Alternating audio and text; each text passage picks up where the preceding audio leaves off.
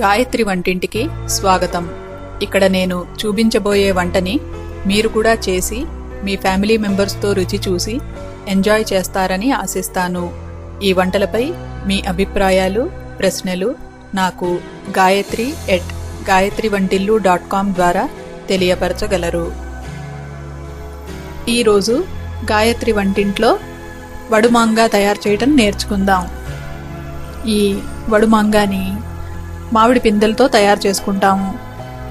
ఇంట్లో మామిడి చెట్లు ఉన్నవారికి ఈ మామిడి పిందెలు దొరకటం పెద్ద కష్టమేమీ కాదు.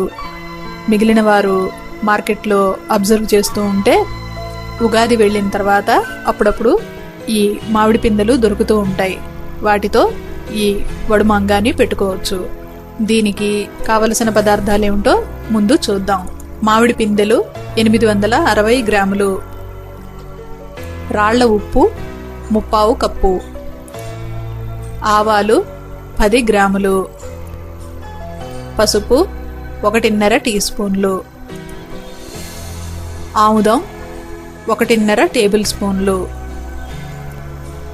ఎండుమిరపకాయ ముక్కలు 1/2 కప్పు. 17 ఎండుమిరపకాయల్ని తీసుకుని ముక్కలు చేసుకుంటే 1/2 కప్పు వచ్చినాయి.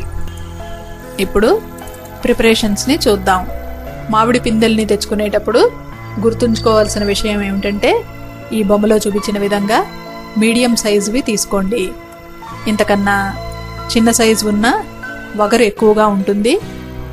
పెద్ద సైజు ఉన్న ఈ మామిడి పిందెకి ఉండే స్పెషల్ ఫ్లేవర్ వాటికి ఉండదు. ఈ మామిడి పిందెల్ని శుభ్రంగా కడగాలి. ఒక బౌల్లో నీళ్లు తీసుకుని దాంట్లో ఈ మామిడి పిందెల్ని వేసుకుని రుద్దుతూ బాగా కడగండి.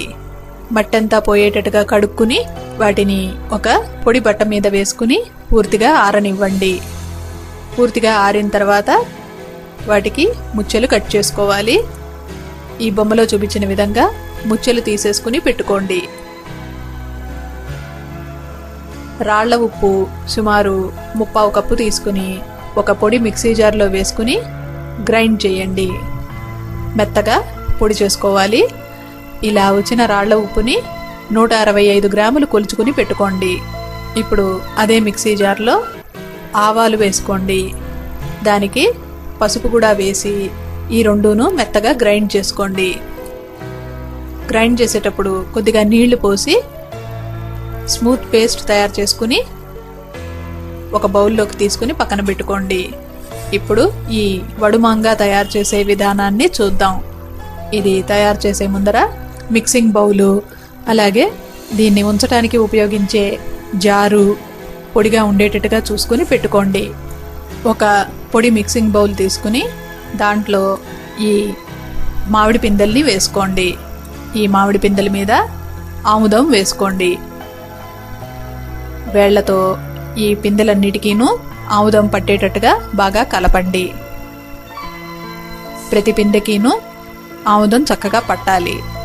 ఇలా పట్టించుకున్న తర్వాత తయారు చేసి పెట్టుకున్న ఆవ పేస్ట్ని వీటి మీద వేసుకుని బాగా కలపండి.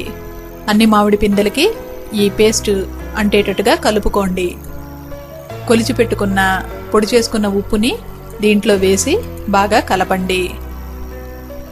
అంతా ఈ రకంగా కలుపుకుని పొడిగా ఉన్న సీసాలోకి మార్చుకోండి. ఇలా బాటిల్లో పెట్టుకుని మూత పెట్టుకుని తడి తగలని ప్రదేశంలో పెట్టుకోండి. ఈ ఊరగాయని రోజుకి 2 సార్లు 3 రోజుల పాటు కలపాలి. మొదటి రోజు ఈ రకంగా ఉంది. రెండో రోజు కల్లా ఊట వస్తుంది. ఈ బొమ్మలో చూడండి, ఊట బాగా వచ్చింది. రోజుకు 2 సార్లు చొప్పున 3 రోజుల పాటు వాటిని బాగా కలపండి. కలపటానికి చూపించటానికి వీలుగా ఉండాలని నేను ఇక్కడ పెద్ద బౌల్లో వేసుకుని చూపిస్తున్నాను. మీ వీలును బట్టి బాటిల్లో కానీ లేదా జాడీలో కానీ వేసుకుని పెట్టుకోవచ్చు. ఈ బౌల్లోకి ఊరగాయనంతటిని మార్చుకుని బాగా కలిపి దాని మీద మూత పెట్టి పొడి ప్రదేశంలో పక్కన పెట్టుకోండి. ఇలా రోజు పొద్దున సాయంత్రం కలుపుతూ ఉండాలి. ఈ బొమ్మలో చూస్తే మీకు అర్థమవుతుంది, మామిడి పిందెలు ముడుచుకుంటున్నాయి. అందులోని తడంతాను ఈ ఉప్పుతో కలిసి ఊటలాగా వస్తోంది. మనం కలిపినప్పుడు ఇన్ని నీళ్లు లేవు కదా, ఇప్పుడు ఇన్ని నీళ్లు ఎక్కడి నుంచి వచ్చినాయి అంటే ఉప్పు తగిలి మామిడి పిందెల్లో నుంచి ఊట వస్తోంది. బాగా కలపండి.